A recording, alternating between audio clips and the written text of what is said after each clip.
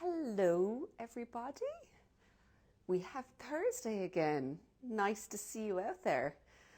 I'm going to give 1 second so that people have a few minutes to kind of hop in there. So I'll kind of start myself a little slowly. Hey, Catherine. Nice to see people pop in there. I hope you've got a few minutes. You can listen to me talk. If you have any questions, as always, pop them up there. I'm happy to answer them. I've got a couple of things that I want to talk to you about today, but if there is something that I'm touching on that you'd love to hear a bit more, just put the question up, or if you're watching this afterwards, just kind of jump on in and leave it in the comments down below. Hey Linda, how are you? We have glorious sunshine here. It's like if I look up to the window behind you all there, it's like a little bit further off and it's actually bright, bright sunshine. It's lovely. It's like a totally new week. The combination of, it's actually a nice combination. Woke up the last couple of mornings and there's like ice on the car, so it's crisp and chilly at night, and then sunshine and bright during the day. But I'm almost a little disorientated because every year I forget that the winter ends, that the days start getting longer again, and that it just gives you a renewed feeling of optimism and excitement that there is going to be a change in season coming. It's just so dramatic here between the winter and the summer that when you're stuck in the middle of winter, it feels like you're never going to have proper daylight again. I mean, that's how I feel anyway, is that I find that the winters are kind of hard going. Joan, looking up here.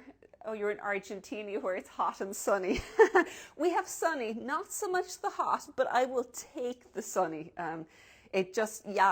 Getting up in the morning, bright, bright pink skylines, and it is just gorgeous this week. Really, really nice. And even the cooler nights are kind of nice because you sleep well and then you've got nice sunshine the next day. So I'm feeling very upbeat, optimistic, positive this week, and I do blame it almost entirely on the weather and the fact that I've got such a sense of spring coming.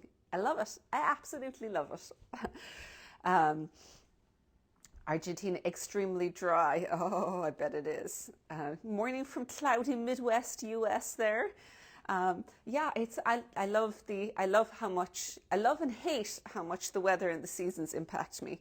It means that when it gets better and improves, it's like it just takes over, but the opposite also happened, which is less good because you know why it's happening, but it doesn't actually make it any easier because it's still very compressing is the best way to put it.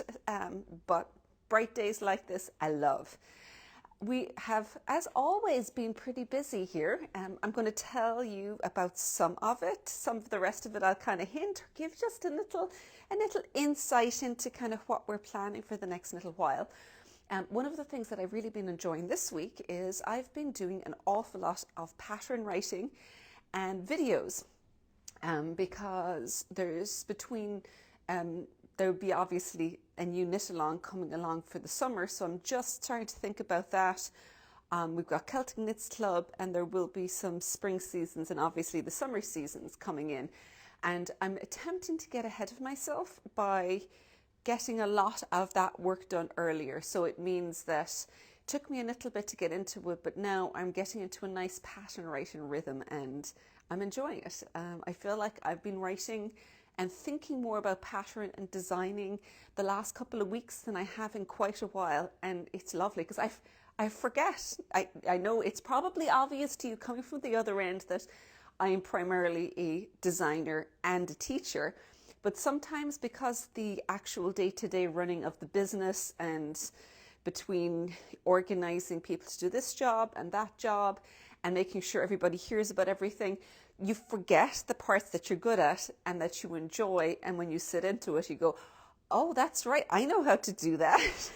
So it's quite satisfying getting a big enough chunk of time that you get to remember that, and I get to tell you about it and teach you about it because I do still find it exciting, and I do still enjoy it, and I love being able to see people take stuff that I've designed and I think I've transmitted it into written words that you can all understand, But then as people go through and are knitting through it and the finished pieces come out, it's like, oh, it totally worked. You know what I mean. My words translate into a finished piece, which is a kind of hard to understand until you've actually gone through it a few times, but it's magic each time. So thank you all for kind of being part of that whole process, because it is a process. I design and I give it to you, and then you interpret what I've written, both the pictures and the actual words, and make it into your own. So it's kind of amazing, really, when you think about it. Today, I'm going to tell you, first of all, about the autumn seasons launch. So last autumn, we had the Seasons Club, and there was 2 patterns in it. There was a hat, I always say it wrong. I go to say circle, but ciorcal, which is the Irish for a circle. And then that's the one that I designed. It's a colourwork hat in 2 colours. And the second pattern is the 4 cowl, which was designed by Emer Early. And 4 is the Irish for autumn, or fall if you're in the US. So we leaned heavily into the Irish of those, but they kind of made sense. If you're new to colourwork, they're both really excellent colourwork projects, and they're done in New worsted. And I thought that anyone who'd been following me for a while was fairly familiar with New worsted and my New yarns. But for quite a few of you who were in the club, it was actually your first introduction to the yarns, and you were very pleasantly surprised by it.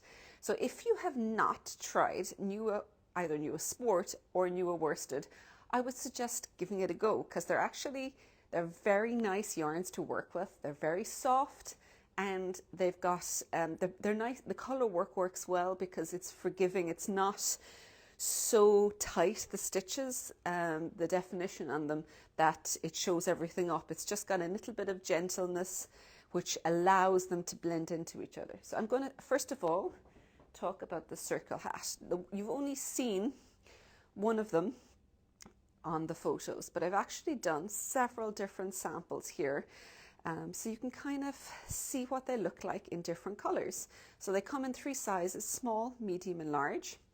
They begin in the round from the bottom up, and then it's got this color work pattern, fairly straightforward one, but repeated up as a series of circles, ciorcals, as you go along.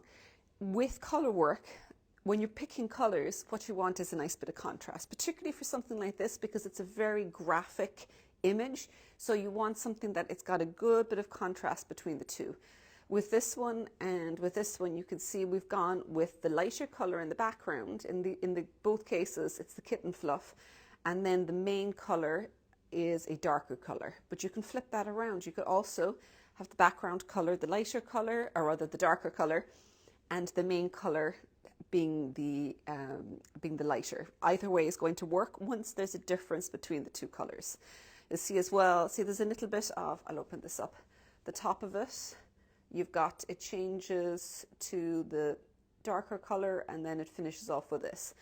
Reason for this is you want to get as much use from those 2 skeins of yarn as you can. So it's 50 grams each. If you kept it all with this, what you'd end up needing is you need a second skein of this for 100 grams, and you don't use a tiny bit of this color. So by actually alternating up here, those 2 colors are going to work very well. You'll get the most use out of them. Elise, hi from Chile. Nice to see a few more countries thrown into the mix there. So this color here is, you've got, like I said, it's got kitten fluff in the background. Dare You is the main color. The other color here, the kitten fluff in the background again, and Chalk and Plum is this one. So it's more of kind of a purpley, plummy color on this one, and this one is a deeper red. So you'll also notice, let me hold these up next to each other. This is the one that I knit and the gauge that the pattern is written for. So that's the length of it, and you've got quite a deep row gauge, because I find when I'm knitting color work, my row gauge actually gets quite deep.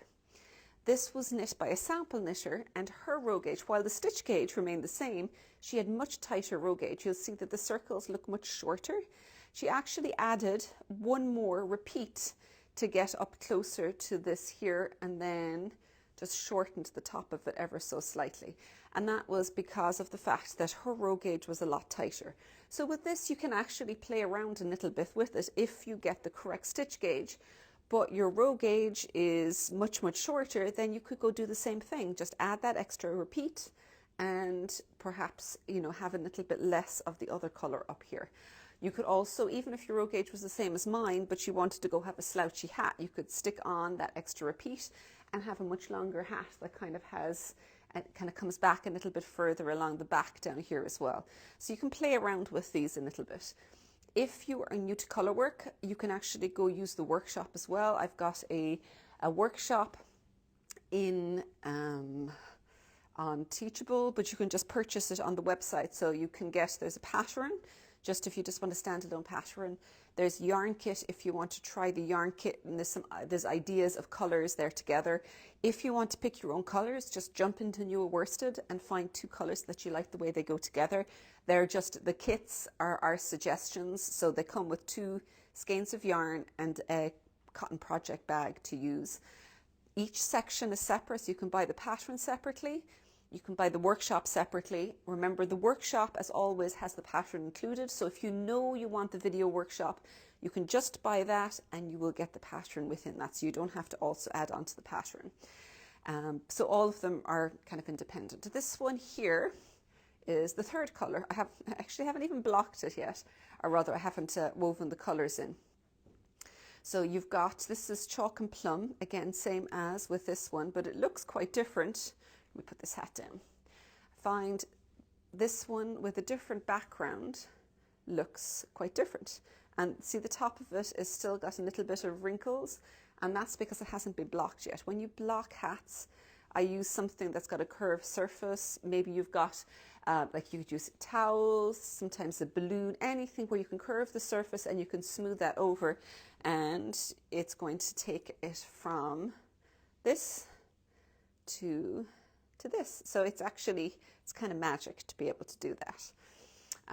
But this one I found that there was slightly less contrast. It looks a bit better actually on camera. Sometimes in person it's not quite as dramatic, but it's a different effect. That, I mean, sometimes if you've got a slightly more subtle combination of colors, it still works really well. It's just not quite as dramatic as a bigger color contrast. But this kind of gives you an idea of how color contrast works and the kind of thing you're looking at when you're doing color work.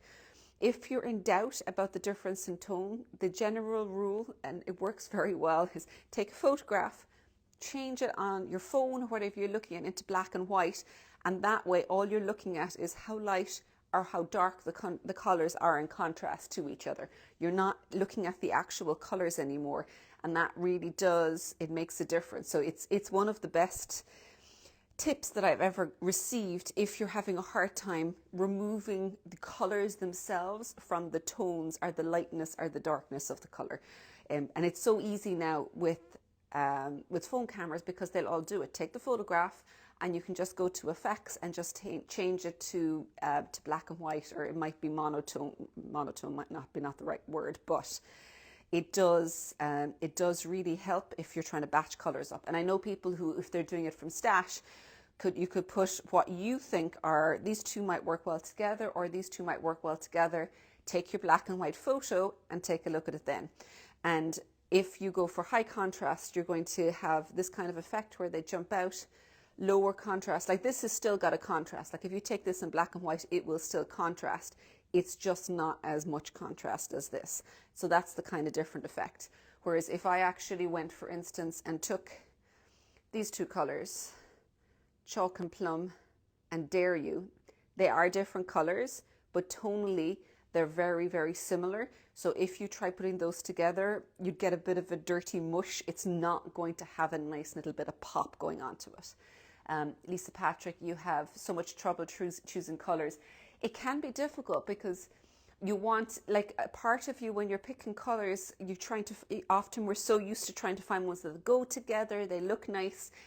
But with color work, you're almost doing the opposite. You're looking at things that jar a little with each other, but not so much that it's actually going to cause you pain to look at. But there's a certain, you're kind of going a little bit against the grain because we are in tune with trying to go, oh, let's find things that blend nicely together and that have a nice, that look similar.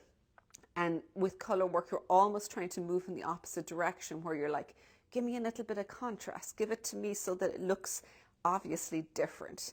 But that's, yeah, black and white is going to be your friend if you have a hard time picking it out, because it removes the color question. So then, so there's two questions. Obviously, you want to like the way they look together, and then you also want to get that difference in tone. So remove the two questions. You can say, first of all, let me find ones where the tone obviously works together. Then, do I like these two colors together?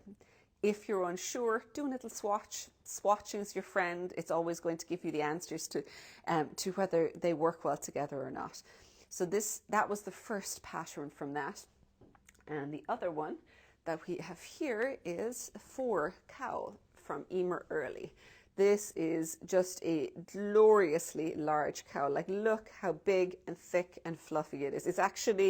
It's the newer worsted, because it's worsted spun. It's got this lovely, heavy, dense weight to it, and it feels, it feels really nice and warm and thick. Just a lovely thickness to it.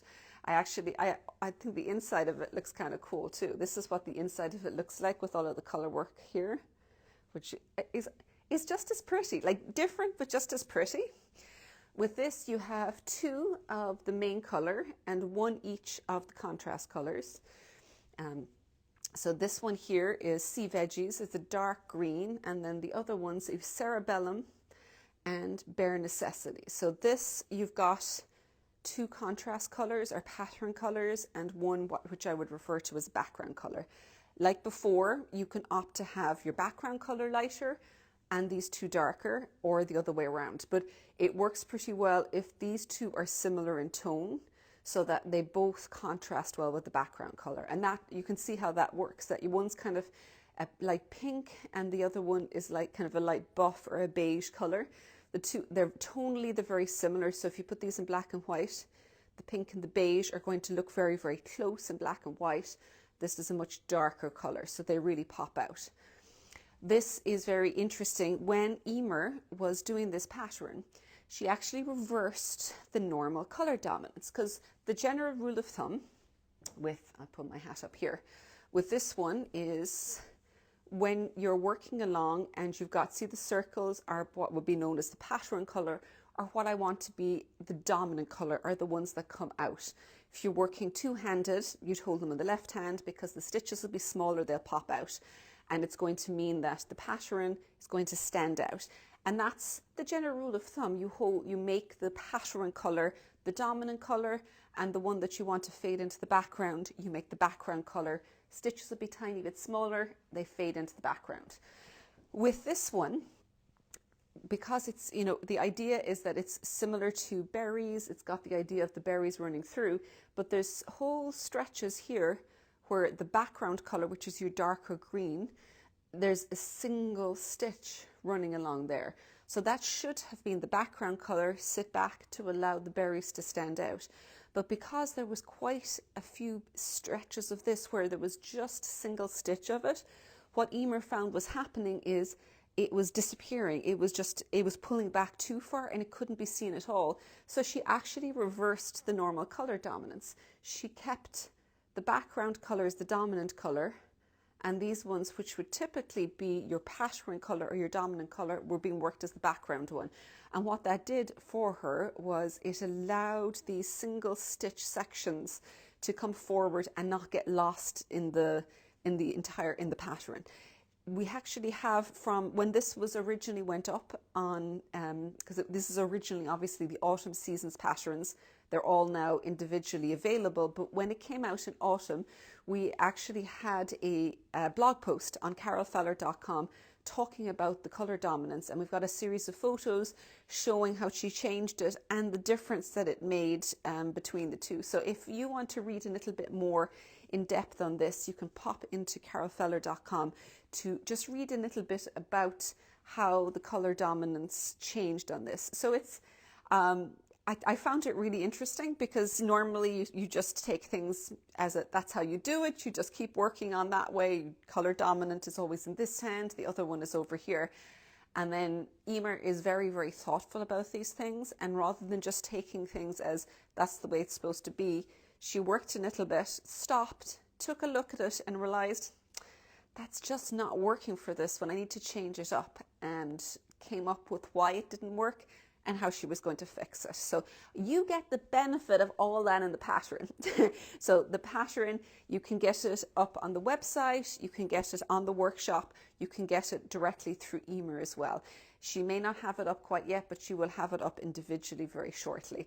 We've also got kits available for this. So, or again, like before, if you want to put something together yourself, there's 2 of the background color and 1 skein each of the other 2 contrast colors. So 4 skeins or 200 grams is going to get you this very cozy cowl.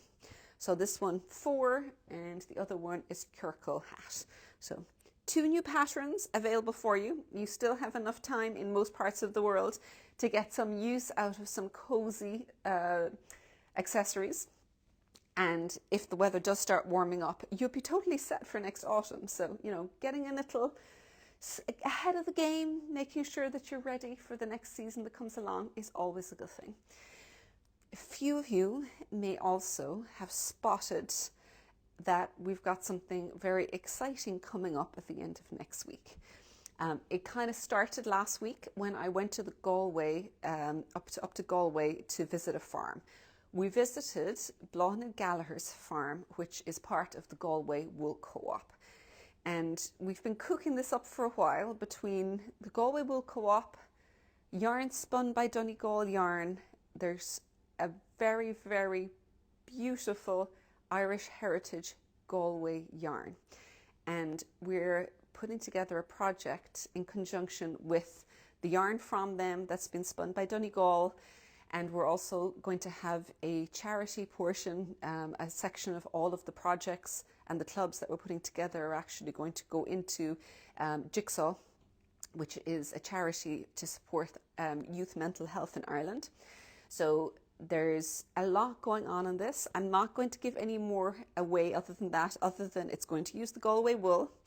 It's a heritage Irish yarn, and over the next few days we'll be talking a little bit more about the yarn, my visit to the mill, and then we'll, like next week as we progress, I'll tell you a bit more about the project and what's going to be involved. It's definitely a labour of love because it's something that all of us really believe very strongly in.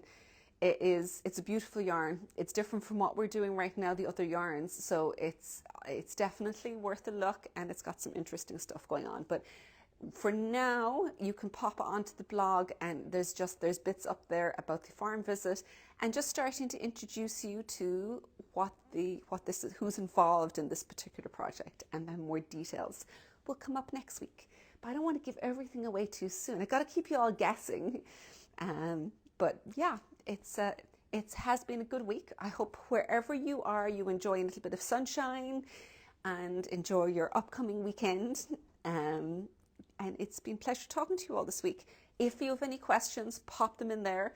Remember to drop over to our blog to look up anything on thecarolfeller.com. You'll find about the farm visit, and you'll also see a little bit about that cowl colour dominance knitting.